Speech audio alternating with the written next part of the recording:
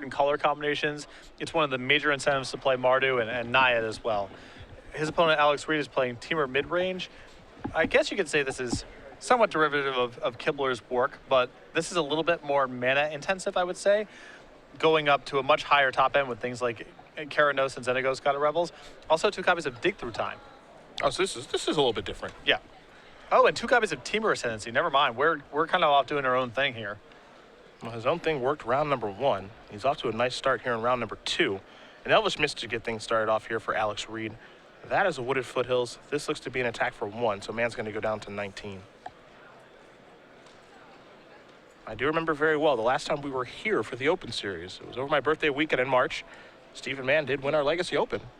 We'll see if he can win the Standard one. Very, very talented player. Absolutely. Successful at all levels of play. Thoughtful, methodical, very successful Magic player. Wooded Foothills is the play here for Mann before passing the turn back.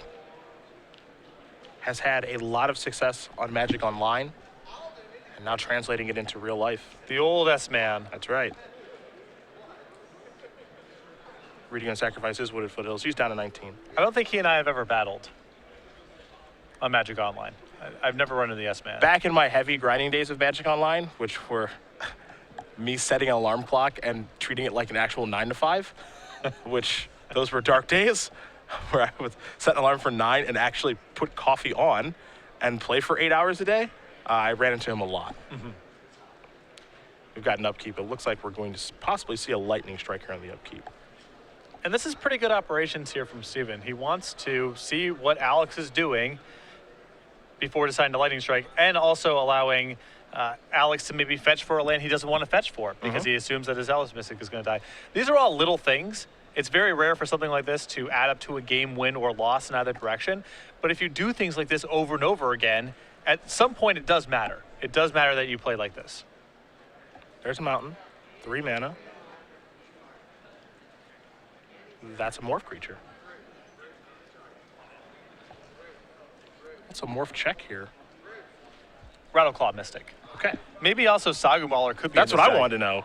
No, there is no Sagu. Although this looks like a deck that would potentially play it. Yep. I mean, to be fair, this could also be if Mann assumes that he's playing against a green-red monsters deck, you would think Ashcloud Phoenix. Yep. So it's not clear exactly what that morph is as it normally is. And I think this is a credit to R&D. When Morph first came around, there weren't really that many viable morphs in Constructed. It was basically Exalted Angel and a couple other ones. They did a much better job this time of making, there's 3 or 4 reasonable ones that this color combination could produce right now. And you get some of the morph game that was really absent last time this mechanic was in Constructed. Mann going to play a copy of Courser Crufix. Top card is Sarkin, the Dragon Speaker. As Reed is going to play a Temple of Abandon. Top card going to go to the bottom.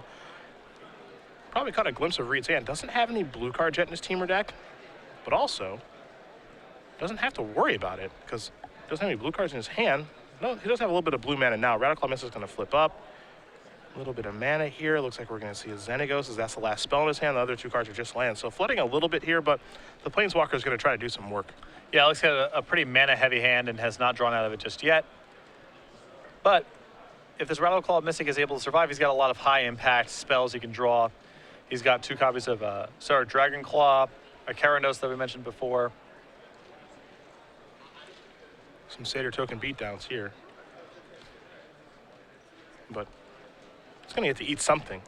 It seems like a very aggressive line to play. A touch. Particularly when Alex has a lot of blue cards in his deck to draw, and not a lot of... He has no blue mana in play now. So not only is that just an aggressive attack on the surface of it, but it means that a lot of Alex's draws are no longer viable. I'm sure that Mann was briefly thinking about Gather Courage, since we saw that last weekend from Aaron Barrage in his Obs on Aggro deck, but there were no green creatures untapped, so no free Convokes on the Gather Courage, which means blocking was safe, and he took the opportunity to eat a Rattleclaw Mystic. Mann puts a Wooded Foothills into play off the Courser, triggers that, gains a little bit of life, and he does have some options here. As you can see his hand, 2 copies of Ashcloud Phoenix, among other things that he can do. I love that Gather Courage is in decks. I adore it. You do not have to convince me very hard to put 0 mana cards in Constructed decks. Yeah, I guess it's not too tough. Not too tough at all. There's a mountain. Why is this powerful? I don't know, because that's how magic works. When you do good things for no mana.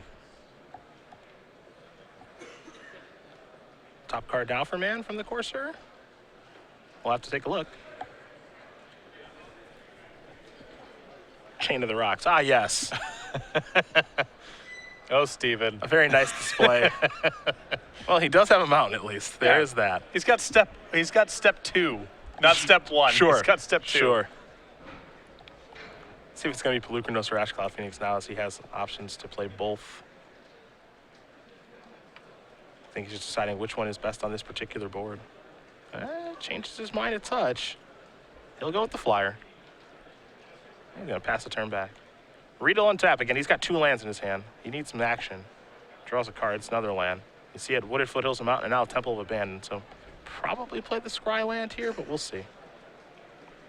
Yep.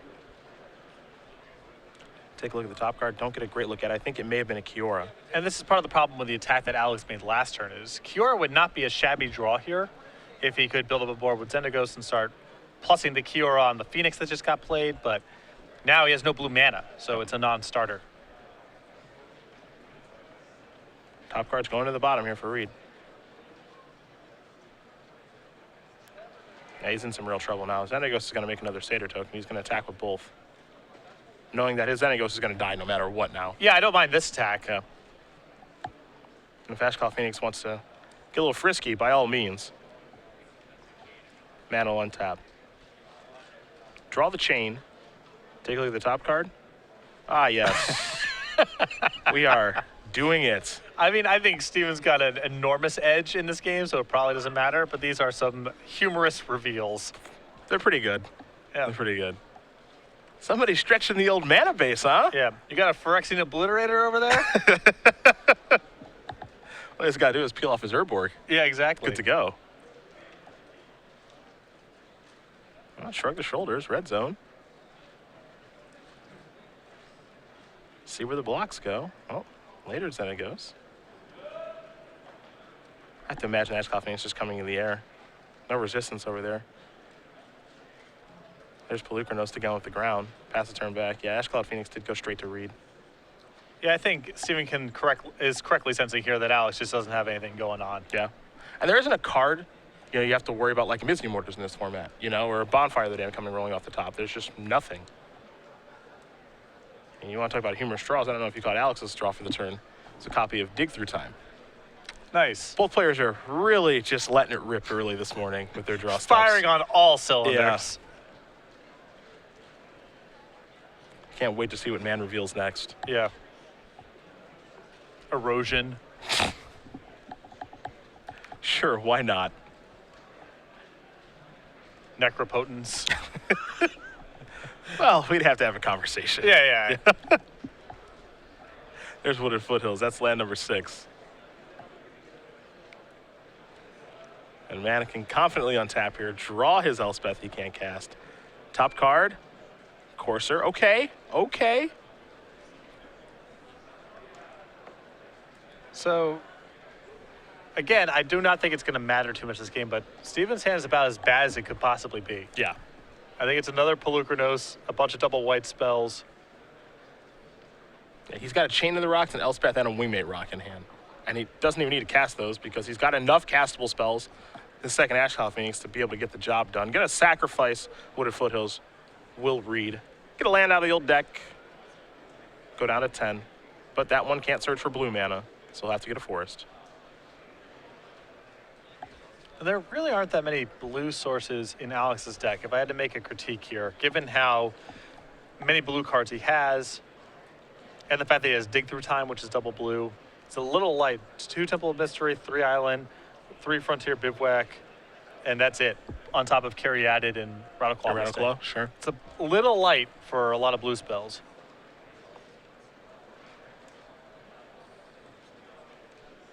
Draw step.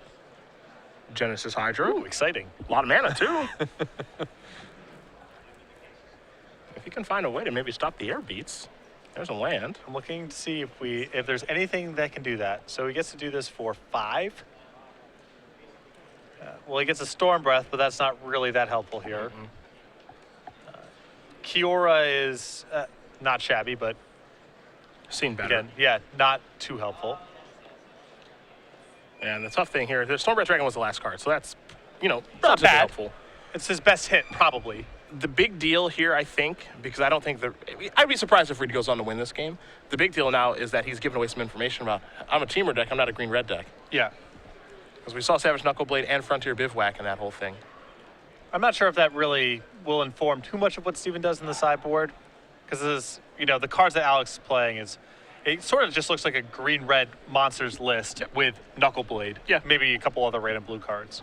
It's nice, now, for example, that he knows a card like Stubborn Denial could be on the radar, Right. where he wouldn't otherwise. So just a little something to keep in mind. Information is a big deal, so he gets to pick up a little bit of it there.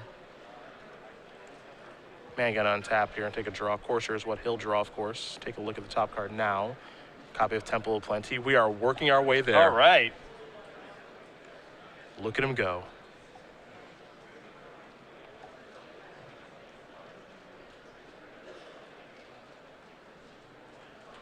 See if he does want to play the Temple this turn or not, giving this turn a little bit of thought. He's definitely in a good position, but doesn't want to give it away. Yeah, it's important not to get too fast or too sloppy in spots like this. He does have a copy of Sarkin in his hand right now. We saw that from an earlier reveal.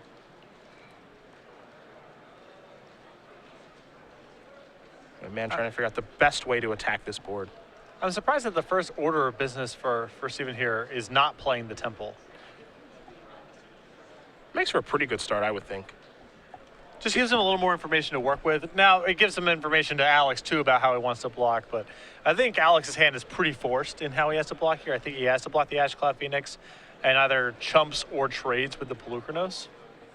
Oh, there are your attacks. Man, playing a little more conservative here, too, with his attack. He could definitely get a little more aggressive, but at the same time, he just doesn't know what's in his opponent's deck. Exactly. So it's understandable why he would take a more conservative approach of, I'll leave back a copy of Ashcloud Phoenix just in case anything goes wrong. There's a Temple. Trigger the Scry and trigger a life gain. He has to respect the possibility of Crater's Claws, too. Absolutely. It's a lot of damage. So even though it looks pretty safe for him right now, there is a card in the format that can do a ton of damage. Yep, I 100% agree. Doesn't want to just lose a game out of nowhere.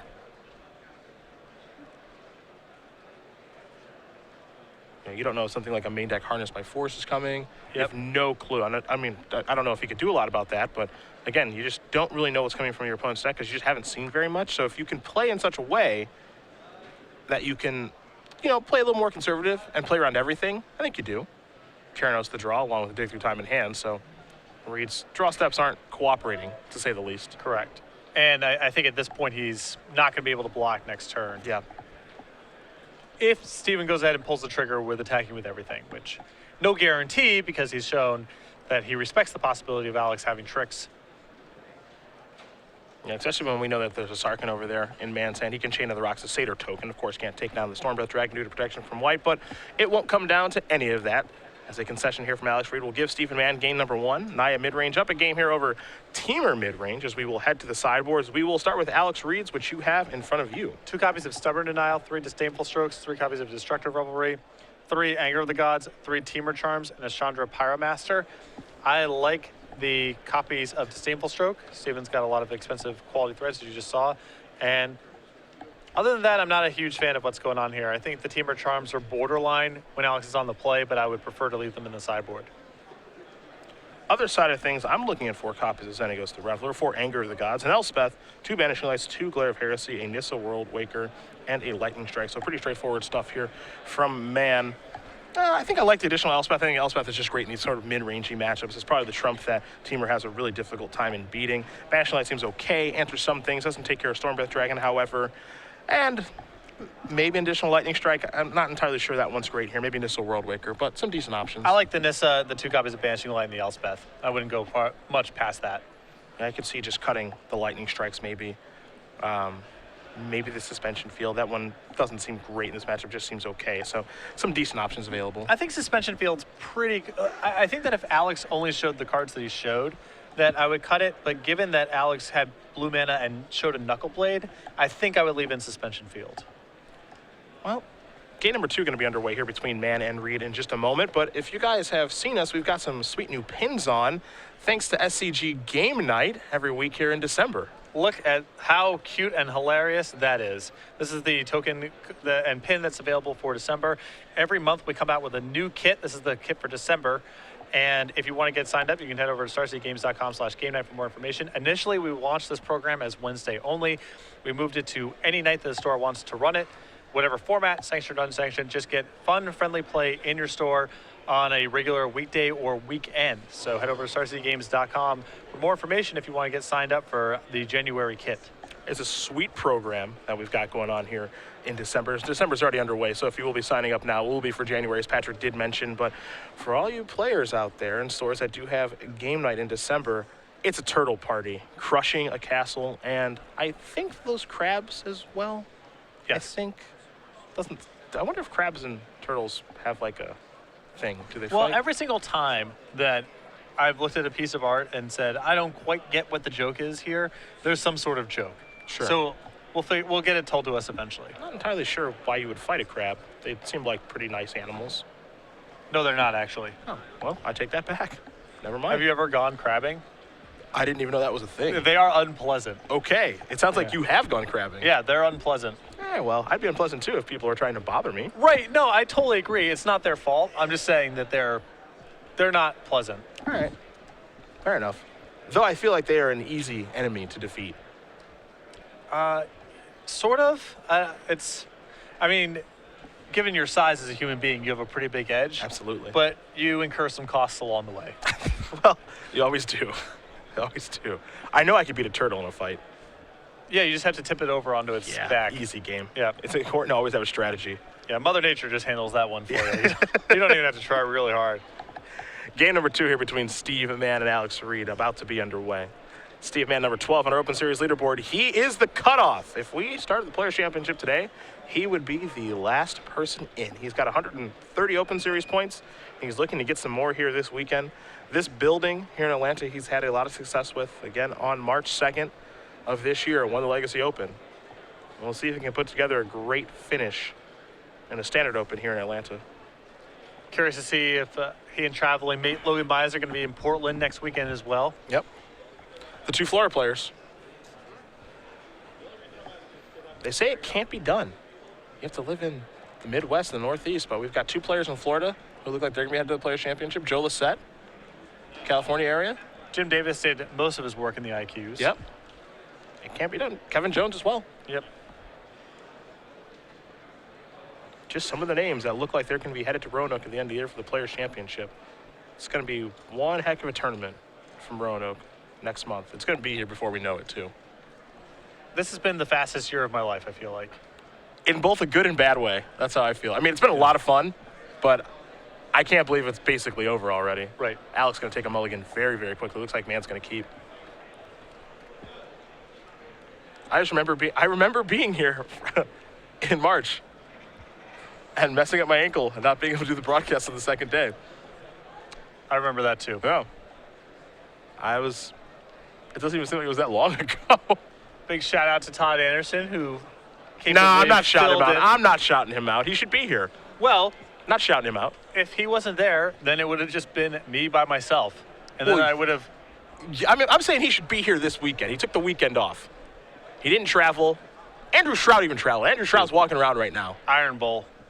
Yeah. You know what? I hope Alabama loses. I said it. I meant it, too. Al's going to take a look at his opening hand. I think this is a blue mana issue again. Like I said, he just doesn't have that much blue mana in the deck. If there's a structural issue with the way that Alex has constructed the deck, it's definitely that. Yeah, he's going to send it back. That hand to me seemed keepable. I think you have to take the risk. Like, you've got 2 really good cards. You've got 2 Knuckle Blades. I think there's a Disdainful Stroke there as well. And you've got 2 lands. I think you just have to maybe cross your fingers and hope for the best. One of them is a Scry land. Yeah. No guarantee, but I don't know if he thinks you're going to get better on 5 cards. And your opponent's already got 7, so yeah. It's risque. It's a dangerous keep, but I think I like keeping 6-card hands that have huge upside. And if Alex finds blue mana quickly, that hand's excellent.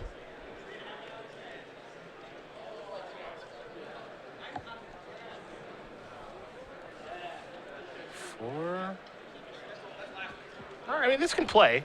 Yeah. It's not great, but it can play. Going to start with the Frontier Bivouac and pass the turn back over to Mann. Mann will draw. Pick up a copy of Banishing Light. That'll turn on the Destructive Revelry over there in Reed's hand. Temple of Abandon is where Stephen will start. Top card. Let's see where it's headed.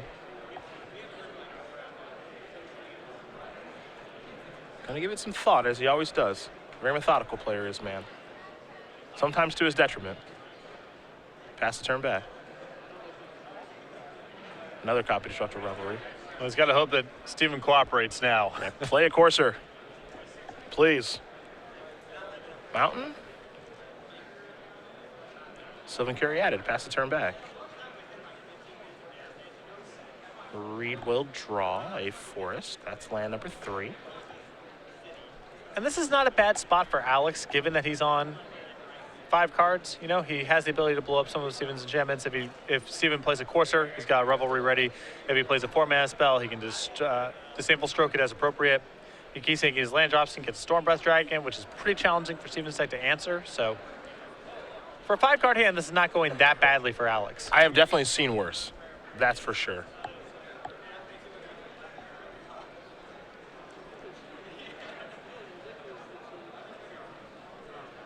See what land number 3 is going to be here for Mann. He's got a fetch land and Mana Confluence, so he's got some options. He'll play Mana Confluence. That's a Pelucranos. I have a feeling that's going to get countered. Absolutely. Disdainful Stroke will take care of that. Mann will have to take 1 to cast it, so he's down to 19. But we're going to head back Alex Reed's way. And if Alex draws a threat, it's probably really good for him because Steven has Banishing Lights and so forth to answer it, and that plays right into the Destructive Revelry. And if Alex draws lands, that's good too because he gets him to Stormbreath. So Cure the draw. One of the poorer draws in the situation that you just lined out. Temple of Plenty going to come into play. A little scry action. Leave it on top. Will Mann. Pass the turn back. He's reactive. Savage Knuckleblade the draw. That gives him something to cast. That'll come in. Now we're going to have an interesting game too because Mann has lots of answers, but they're all enchantments. Mann will draw a card. Remember, he kept this card on top very quickly. There's Courser. Another target for Destructive Revelry. Mountain on top. Mountain going to come into play. Trigger the Courser up to 20. yeah, these Revelries are going to be really sweet for Alex. Mountain's the draw step for next turn. Looks like we're going to go Chaining to the Rocks, perhaps. We shall. So bye-bye Nux, at least for now. Reed will untap. It's time to draw. A copy of Kratos Clause. He'll cast Destructive Revelry. Take care of that. Bring this back. So I was not a fan of that play because I think there's a good chance that if Alex just says go, that Steven's first order of business will be attacking with the Courser. And if you get it mid-combat, you might get quite a bit. Now, if he wants to give it haste and attack, I guess that's an okay line. I would have probably gone for maximum greed there and try to get the Courser mid-combat. I think I would have too, and I was thinking the same thing, as I can get really greedy and try to get the Courser. I'm already behind as it is, and I don't think it's a damage racing game at this point. The 4 damage definitely matters, but with Steven's life total pretty high and a Courser in play, it's not clear how much it really matters. Yeah, I want the Courser out of the way.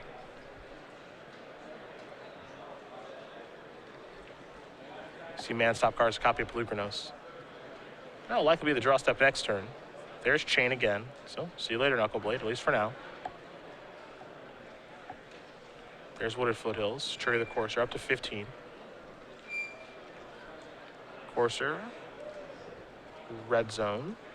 Put Reed down to 18. And we'll head back Reed's way. Reed will draw a card. It is still not land at number 4. It's a copy of Rattleclaw Mystic. And I think we're going to see the same thing we saw last turn, which is Destructive Revelry. Take care of that. Give this haste. Beat you down again. And the problem with this line of play here on Alex's side is I think this kind of leads him down a dead end. That's what I think too. The rest of his resources are kind of, they're mana, they're expensive, they're reactive. It doesn't line up with trying to get in these little shots of damage. Mann's down to 9. He's up to 10 now. Trigger the Courser. Wooded Foothills will come into play. Take a look at Mann's top card. That'll be a forest. I don't think he'll be drawing the next turn with 2 fetch lands.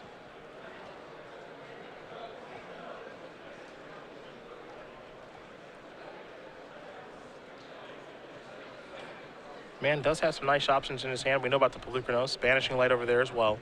So he can get Knuckle Blade off the board if he wants to. I guess the question is, does he deem that necessary? Well, also, what does he want to leave back, you know? He could just say, I'll play Pelucranos here. The Knuckle Blade probably doesn't do anything at this point, and leave the Banishing Light for something more threatening. That's exactly what he will do. Mountain is the draw here for Reed. That's a 4th land. It is pretty late to the party. This will allow him to cast Kiora, I believe, and he will. So the Planeswalker will come in. That's going to shut down Pelucranos. At least for now. And that's why I didn't like Alex trying to turn this into a damage race game. I would have rather him try to play some sort of card advantage game, and then Kiora gets online and maybe the board staple, and he can start getting back into it that way.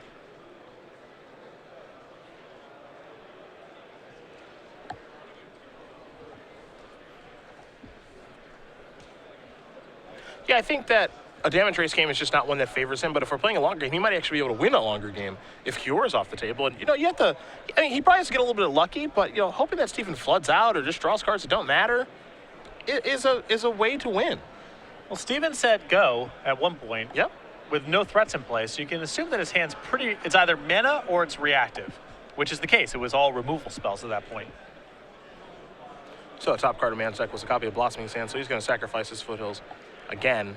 He wants to draw a real card right now, so you do see some of the power with Courser and Fetch Land. Yes, you're giving away a little bit of information, but you're also gaining information about what your draw step will be, and if you can control it, I think you'll take the opportunity to do that. And now, Chain of the Rocks will be the draw, so there it is. Paid off.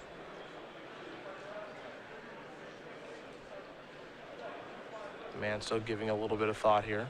He has the option here of just using the Lightning Strike right now to finish off the Kiora before he moves into his own turn. Yep. Looks like he does have some interest in that as he's tapping mana. Could also just go upstairs, but I'll take Kiora off the table. Going upstairs would be a touch aggressive, so. I think Steven wondering if the Kiora, the plussing on Kiora carries over if the Kiora is no longer in play. Sure.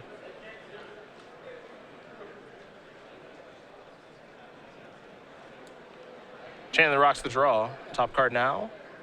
Another copy of Pelucranos. There's a Mountain, trigger the Courser. He's up to 11. I think he has enough mana to fight the Knuckle Blade. Yes, but because of the Kiora trigger. Right. We'll wait a turn. Yeah, just hold off for one turn. Yeah.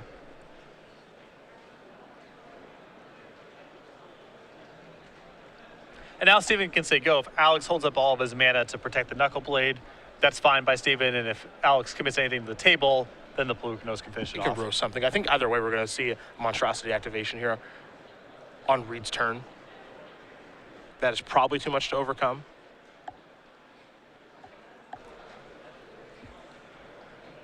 I think that's the big issue here. You see Andrew Tendrum walking through the background. I'm very curious about how Stephen Mann is doing, and Stephen Mann is the cutoff here for Season 4. There's a block. This is a pump, but I don't think this is going to work the way that he wants it to. You see Mann kind of shrug his shoulders, say, well, I'm going to activate Monstrosity. I'm going to kill your creature. Yeah, the worst case scenario is Alex has some sort of trick, and then this is just a trade. Yeah. And the best case scenario is Alex has nothing to follow up with here, and Steven gets to untap and attack for lethal, which I believe is what's going to end up happening. So, bye-bye Knuckleblade. Not a great turn there from Reed. Blue card is now sitting at a 9-9. Courser is 10, 11 points of damage. And if he has a way to deal 5 more, get the job done. You see his hand, though, reactive with Banishing Light and Chain of the Rocks, excuse me. So we'll play a couple more turns this game, but I think in just a moment we'll be announcing Stephen Mann as the winner of this match.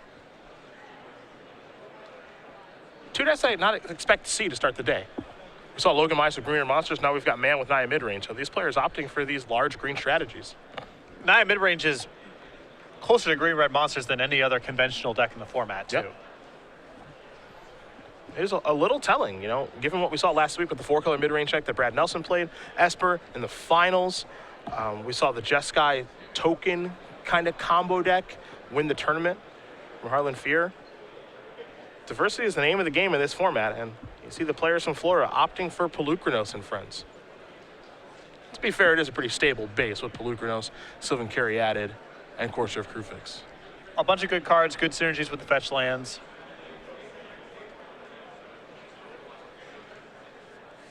Nothing we haven't seen before. Reed's hand, not great, especially in the face of this Pelucranos, and there's another one in Stephen Mann's hand, and he will extend it. Stephen Mann going to win this match here over Alex Reed, 2-0. And for number 12 on our Season 4 leaderboard, another win, getting closer to more Open Series points and solidifying his position and his invite to Roanoke. Pretty straightforward set of wins